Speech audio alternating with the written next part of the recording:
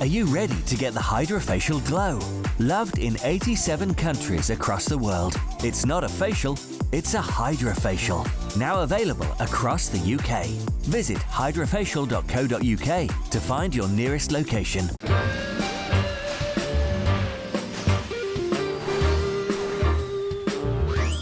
Hello. Hey! Darling, how are you? Oh, darling, I'm okay. How are you? Fine. It's worked. It did. It Yeah. did. They've gone. Ooh, I The know. magic wand worked. The magic wand worked. Anyway, who's our guest today? Well, we've got the amazing Lizzy from Great Ormond Street. She's a senior play leader, and she's here to tell us all about it. At Great Ormond Street. Yes. Just us. Hooray! Hey! Hi, Lizzy. Hi. Afternoon. How are you? I'm really well. Thank you so much for having me on. Oh, thank you for coming on. I know you're very busy this time of the year, especially, aren't you? Very busy, always busy, but especially this time of year. Yes. Working at Great Ormond Street, one of the senior play specialists, and we work and support the young people throughout the year, especially trying to make it a little bit more special at Christmas for those that can't go home.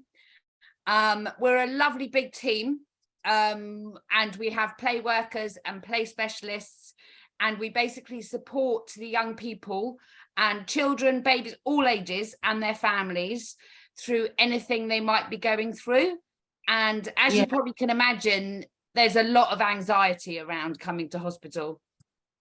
Yes, I know from my own experience with my lovely granddaughter, who's thankfully in remission at the moment, again, but it's just so hard and it impacts so much on the family. I know with my daughter, she still suffers a lot from that, you know, post stress syndrome, because it's such a shock when your child is diagnosed. It's the worst thing ever, and then you don't get used to it, but you have to get on with it.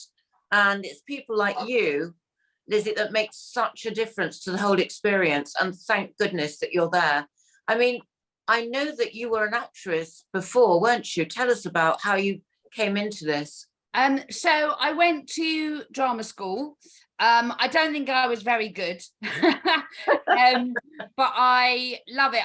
I think that having that background, and actually there's quite a few of us now in the team that have got a theatre background. Yes. I think it gives you kind of armor a little bit, because obviously we're in this hospital where we see children who are going through the most difficult thing that they're ever going to face, and their families. Yes. And the play team is a bit of a juxtaposition, because we're there to kind of give the fun, support them, make those magical moments, but it's incredibly emotional. It's such a privilege. I know it sounds a bit of a cliche, but to meet those families, to support them, and as we were saying, this is it's always like more difficult at Christmas. This is going to be my 25th Christmas here, I worked out. Wow.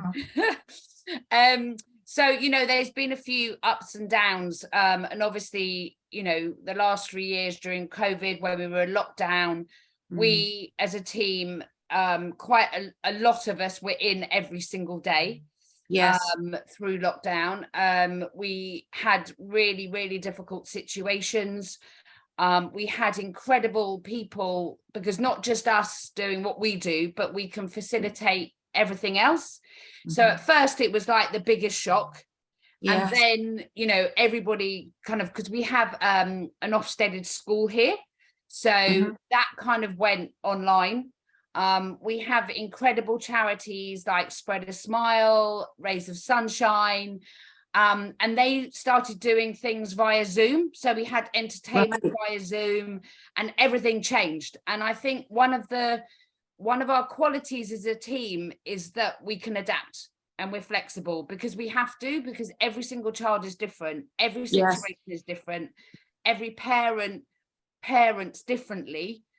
And we appreciate that so much, and we would never ever say, you know, that we know more than them, because we learn from them. the wonderful people that make hospitals seem like a happy place to be as opposed to a miserable place to be, it is a very important role. And I think, what happens though when you go home? How are you? How Yeah, can you not everyone take it always all with asks you? that. I think it's such an emotional job. It's such a busy day. You kind of just keep going, because one minute you've got something really quite traumatic or heavy or difficult, and then the next minute somebody says, Lizzie, come and play Uno, and you've just got to kind of go between the two. So you keep going all day, and then I think at night everyone has their things.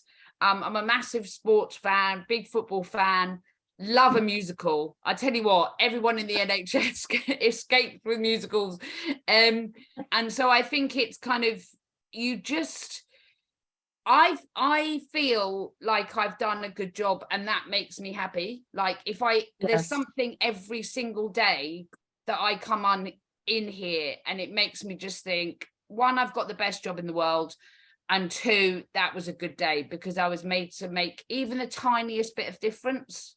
Oh, that's wonderful. It's like it's a calling, really, isn't it?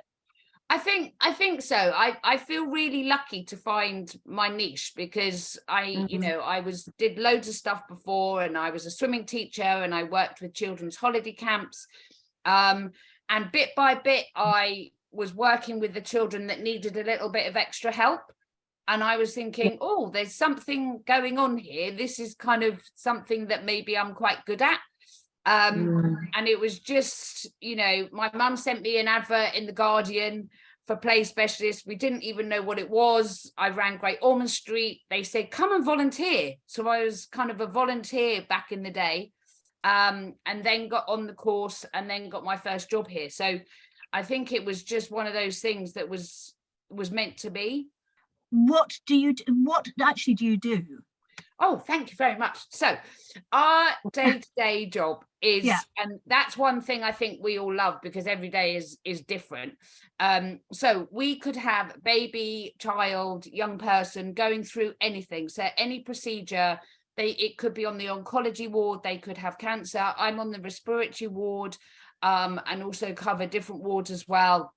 So if they're having anything from a finger prick to a line-in to a cannula, to a transplant, anything all the way up, we will use tools that a child will understand. So we use dolls with all the little wires and bits and pieces to show them what they're going to have happen to them. We have blood hands, so they can give blood, they can take blood, get a bit of control over that. And often we're kind of, without knowing, we're kind of helping the parents as well, because they kind of then sometimes struggle to know what to do. So then we prepare them for what's happening. And then if they have to have things like, as I said, blood tests or cannulas, we will distract them when they're kind of having those things done by any tools. It could be, I've got some so a lovely bubble machine like this unicorn bubble machine. You just walk in with things like that, and you just kind of try and help get them through it. And I think one of the things is everyone is different, and it's finding that one little thing that works for that child.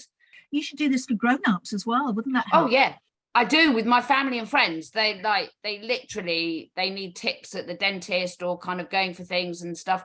It's giving them tools. And I have so many memories of incredible young people who literally thought they could never get over something, never do something. They were too anxious. They couldn't kind of have the tools to kind of cope with their fear, their anxiety. And sometimes it takes ages, and it's not a quick fix. Sometimes we've had children come in kind of every week before they're going to have something done, to give them the skills. But to see a child come back to you, probably with a box of chocolates, bless them, or a card to say, Lizzie, I did it, I did my blood test, I did it. And it's just giving them that kind of those skills, and they can do something. Do a lot of these kids become doctors or go into the nursing profession themselves? Yeah, it's amazing. It's Yeah. amazing to see so many people that I work with now, doctors, nurses, will say, oh, I was here, or that my brother was here, or, you know, tragically somebody passed away, and they've gone through something that gives them the empathy or gives them the understanding. You know, we would never say, oh, I know how you feel, because I don't know how they feel. But inside, you've got that feeling of something that makes you scared or anxious, and you can kind of help them impart, you know, whether it's things have got to be really calm, whether we use sensory equipment, so everything is kind of glittery and, you know, a little bit dark and kind of calming, whether they want bubbles, whether they want singing. It's just, as I said, finding that thing. But so many of them, you meet them and like they've been through stuff. We have pre-briefs, we have debriefs, because, you know, unfortunately, there's not always a happy ending. Of course. But even in those situations, you know, we try and make the best of it, and kind of work with the siblings, do memory making. And so those things, it can be incredibly emotional. But I have so many memories of so many incredible families that still come back year after year, even if they've lost a child, because the impact was there, and they were able. And there's so many, there's lots of teams like us, and we all work so closely together that they want to come back, and they see us as the kind of group of people that got them through that situation, whereas friends and family might not have seen so closely. When I first started, it wasn't so well known, and now it really is. But like you say, we can't do it without kind of amazing donations, because the play team are completely funded by the amazing Gosh charity, who do so much incredible things. They build the whole new buildings, they support the chaplaincy team, the music therapy team, and I know that if you go to the Gosh website, you can kind of donate there, and they also have a shop that have lovely stuff with Christmas cards and things like that.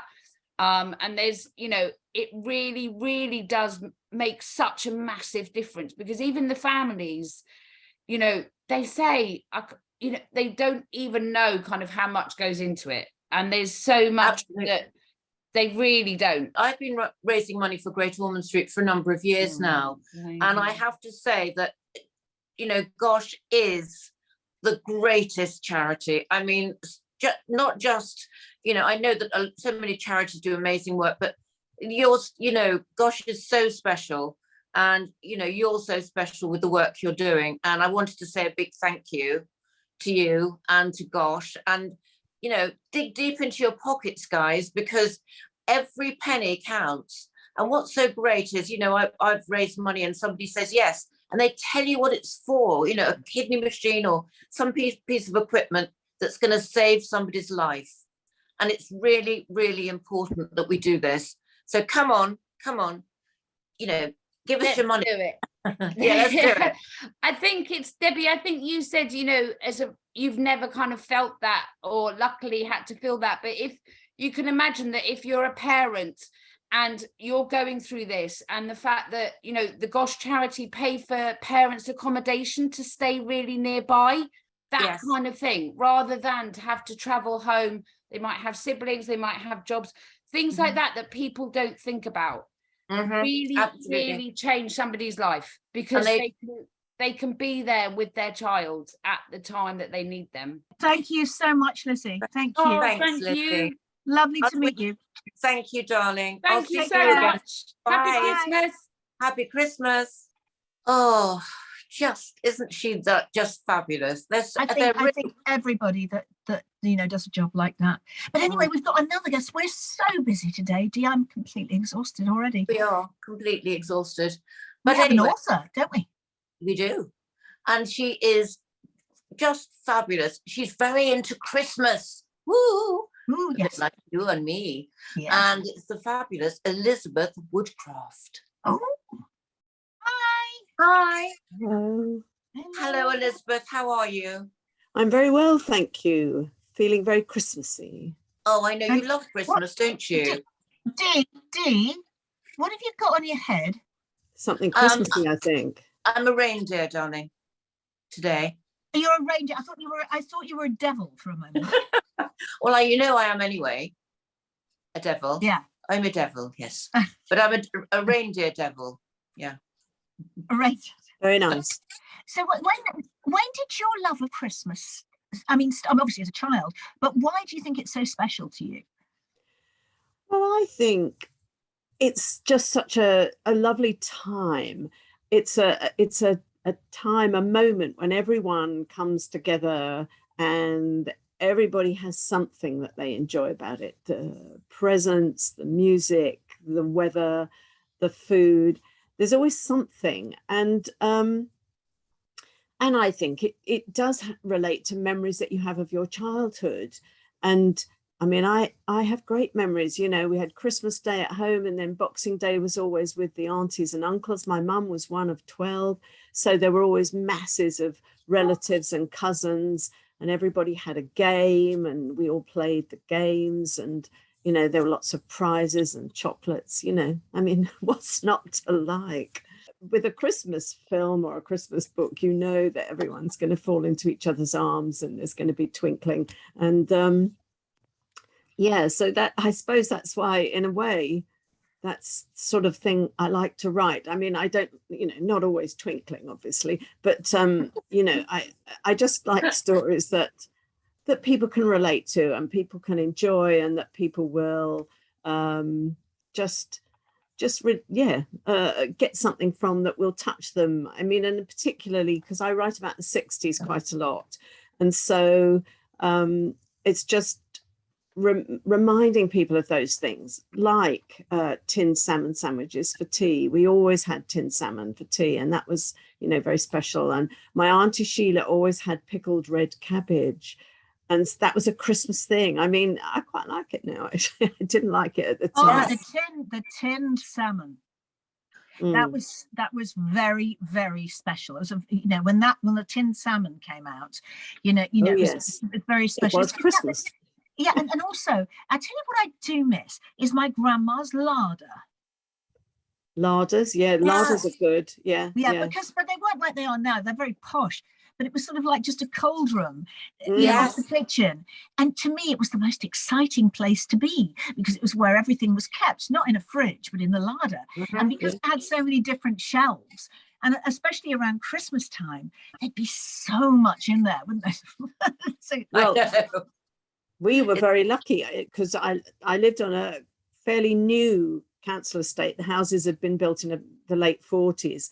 And we all had a little larder. And my best friend, Christine, who lived across the road, they had a much bigger larder. It was almost what you could call a walk-in larder. And we used to play Rapunzel, and the tower was the larder.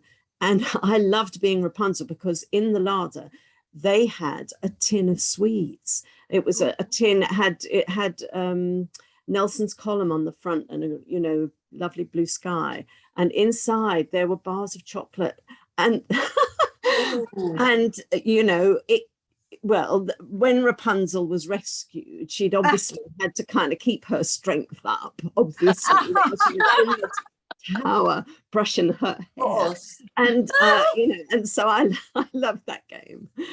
Yes, so larders were good, and larders had all the things that you would have, yeah, for a Christmas tea, which is what we always wanted. Yeah, I used to read lots of books about prison life, and because quite a few of our friends, you know, had sorts of relationships with the law that caused them sometimes to go to prison. And yes, and so I, you know, sociologically speaking, when I was about 13, I read a lot of books about prisons. And one of the books I read was this woman, every day, she, just to sort of deal with life in prison, she changed her hair. She had a different hairstyle every day. And I thought, God, that's a good way to live. And so every day, as my hair was growing, I tried to do it in different styles, you know, up on my head and sort of round and down here. And then, and I did have a fringe, you know, when I was a rebellious teenager, and then I grew it out. And I think that may have been one of the big mistakes of my life, but I try not to think about that. Traumatizing. Yeah, well, I look at those pictures later of me with this hair, with no fringe, and oh goodness, you know, there we are. You know, life is life is what you make though, doesn't it? And I mean, it's not me going, oh, when we were young, but it's not kind of the same. But teenagers today seem to be gorgeous, and we definitely weren't gorgeous when we were, you know, teenagers, sort of frumpy and didn't know how to dress. But these girls now, 13, 14, you know, they're all incredible looking, and we weren't like that. No. Well, it depends which magazines you read. You see, I read Petticoat magazine. Oh, yes. I remember that. And Honey. Yes. And I like to think that I followed a few fashion trends. And of course, I was a mod girl, so there was a sort of a mod girl's uniform of clothes that you would wear. And so, although, in fact, to the outside world, mod girls looked very, very dull, because, you know, it was straight skirts just below the knee, flat shoes, moccasins, very comfortable, and twin sets, Marks and Spencer's twin set. And but although they were dull, intrinsically dull, within the group, within, you know, the mod group, you looked fabulous, because you just, you know, this is what you had to wear. And you know, and you watched Ready Steady Go, you watched what Cathy McGowan was wearing. And you know, I mean, yeah, you look at the pictures now, you think, oh, good gracious. But at the time, we felt, you know, we were there, we were where it's at. And they were good times. And that's why I write about the 60s, because they were good times. And I think the other thing is that not a lot of people write about girls in the early 60s, not the sort of flower power hippies, but when, you know, when the mods were there. And I mean, all the boys were zooming off down to Clacton and Brighton and, you know, throwing deck chairs at each other. And we girls were sitting quietly at home, sewing buttons onto our suede coats that had fallen off. You know, because you had to have a suede coat or a leather coat if you were a mod. And I had a suede. And my friend Christine, who in my books is called Sandra, much to her unhappiness, because she didn't want to be called Sandra, but anyway, but she had a brown leather, and I had a brown suede, and we swapped buttons. So I had her leather buttons and she had my brown suede ones. So we were sort of, you know, bringing in a little bit of independence into our fashion line. Do you remember when we used to be blood sisters? Oh, Christine and I are. Yeah. Of course. Don't ask for any details. It's probably should be a health hazard, you know. Yes, exactly. Yes, I know. So these days. So tell us about your books. Let me digress. We have a sort of history lesson here. Your lovely, lovely Christmas Kiss is so brilliant, and it tells you, and it, you know, for people who were there in the 60s, if they remember, certainly is very reminiscent. And you know, even things like when I remember my mum taking me up, probably in the mid to late 60s, but you know, all the shops that you mention and the places you mention, and it just takes you right back there, and it was such a magical time. Well, that's sort of what I, you know, because I like books where they tell you what the geography is, and you know, some detail, well, the detail obviously, and so I wanted to put those into the book so that people could just enjoy, just thinking, was I there? Did I go there? Oh, I remember walking down that street, you know, as well as then having a story of, you know, love and romance or whatever. So, well, I just, you know, I like writing stories, and I wrote a story about 2 years ago, and I enjoyed writing that. And then last year I wrote another one for Christmas, these Christmas stories. And then I thought, well, why not, you know, put them all together and make a little book? And the book got bigger and bigger. And then also during lockdown, I was writing every day with a friend of mine who lives in Boston in the States. And so at 2:15 our time and 9:15 her time, we would Zoom, and then we'd just have an hour where she was writing and I was writing, and we would then sort of talk to each other about what we'd written. And it was it was good for me to get me writing, keep me writing, and it was also a contact with the outside world during lockdown. And it was during that time that I wrote the stories and put them all together. And Sue, who lives in Boston, Sue Katz, who's also a writer, she writes a lot of 100-word stories, and I'd never thought about doing that. And so I wrote in the book various 100-word stories, and it's just quite interesting having to write a story in 100 words. So half the stories are 100-word stories, and they cover well, yes, love and romance, and there's characters from my other 60s books, because I like the idea of that you read one book and you do think, oh, I wonder what happened next, or I wonder how they got to that place. And so I write other stories that just tell you a bit more about the characters in the stories. You've had lots of amazing life experiences, haven't you? Because I know that you went from the council estate to becoming a barrister. Yes. How was that for you, entering such a posh work, posh sort of as that time as a female? Yes. Well, I'd been working for a women's organisation before, for Women's Aid, National Women's Aid Federation, as it then was, and we helped change the law around domestic violence. And so I thought, I want to carry on working around this, and so I'll apply to be a barrister. Plus, I also had a lot of black clothes, which I knew would come in. What can you say? It was a marriage made in heaven. But no, yes. I mean, you're right. I mean, my accent, I was all, my vowel sounds were forever letting me down in court. But apart from that, no. And of course, now that would be, completely acceptable. Yes. Well, it's not an asset. Yes, ish. You'd be surprised, even today. Yes, Well, because I wanted to talk to you about some of the people you represented. I don't know if you're allowed to say. Well, of course, I do have one or two sort of semi-famous people in my background, and it is true to say that I did represent Heather Mills McCartney at one stage. When she was in a dispute with Paul McCartney. And I can say no more than that. It was only a very small thing. It was only 2 or 3 days. But there was a point when I was cross-examining him and he was in the witness box, just sort of literally 4 or 5 feet away from me.